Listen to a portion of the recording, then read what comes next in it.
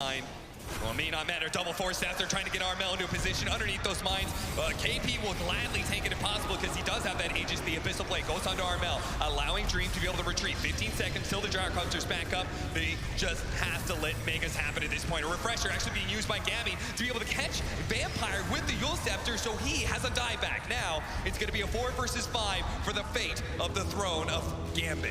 And this is going to go down really fast.